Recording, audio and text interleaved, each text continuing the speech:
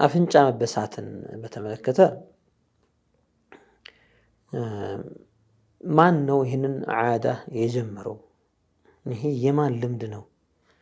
ካፊሮች የጀመሩት ካፊራት የጀመሩት ልምድ ነው? እንደዛ ከሆነ ሐራም ይሆናል ይላሉ።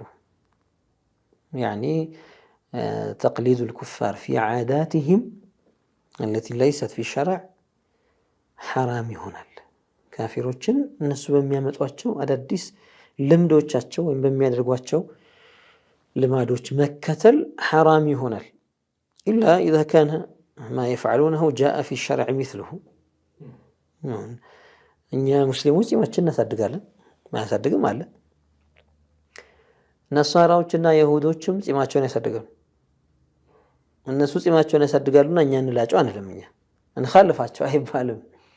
እኛ ጋር ያለ ነገር ሸርዕ ላይ የመጣ ነገር የነብያት ሱና ነው ሊህያን ማሳደግና ያ እዛ ላይ ካለ ይሄ መግጠም ነውና ያው እነሱም بما انهم ينتسبون الى كتاب معين መቼም ከዚያ ከተላከው ነብይ ከደረሳቸው አንዳንድ ነገሮች የሆነ ነገሩን ይዘውት መቼም መሄዳቸው አይቀርም።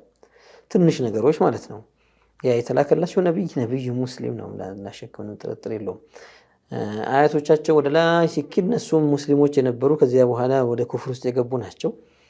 ያ ስለሆነ የድሮ ልምዶች ኢስላም ላይ እያሉ ከአያቶቻቸውና ከዘርግንዳቸው የወረሱትን ነገር ሙማረሳ ሲያደርጉት አይተን በቃ እኛ እንخልፋቸው ይሁድ ጺሙን ያሳድጋልና እኛ ምን ላጭ አይባል።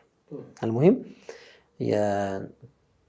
የአፍንጫ መበሳት ጉዳይ እነሱ ናቸው የጀመሩት ተብሎ ከታወቀ ዑለማ በዚህ መልኩ ነው የሚያስቀምጡት። ይጣራል የማን ዓዳ ነው። إن كانت من عادات الكفار حرمة وإلا فلا نقول بحرمته حرام አይደለም እንላለን። እና ከፊል ዑለሞች ይሄማ የኩፋሮች ዓዳ ነው እነሱ ናቸው የሚያረጉት ብለው ድምድም አድርገው ሐራም ነው የሚል ፈትዋ የሰጡ አሉ።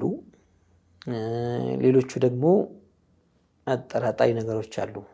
ለዓለሁ ከነሱ የተጀመረም ላይሆን ይችላል በሚል ሲጣራ እርግጠኛ ሲኮንበት ሁክም ይቀመጥለታል ብለው እንዲህ ከሆነ እንዲህ ነው፣ እንዲህ ከሆነ እንዲህ ነው በሚል ማለት ነው ያው ወደ ጀመረው ነው የሚሄደውና ቅድም እንዳልነው አሁንም ዲናችን ኢህቲያጥን ጥንቃቄን አስኪ ነገር ሲመጣ መራቅን ወደ ሐራም ጨርሶ አለመቅረብን የሚያዝዲን ስለሆነ እንዲህ አይነት ነገር መተው ነው። አፍንጫን ሳትበሳ እላዩ ላይ ጌጥ ብታረግ ብትለጥፍበት አለ አንዳንድ ዘዴዎች አሉ ጌጥ የሚያደርጉበት። ደግሞ እሱ ብቻ አይደለም መዋቢያ ብዙ አይነት መዋቢያዎች አሉና ብትተው ምንም አይደለምና አንዳንድ ልምድ አድርገው የያዙ ሰዎች አሉ። ሁክሙ አሁን ባለው መሰረት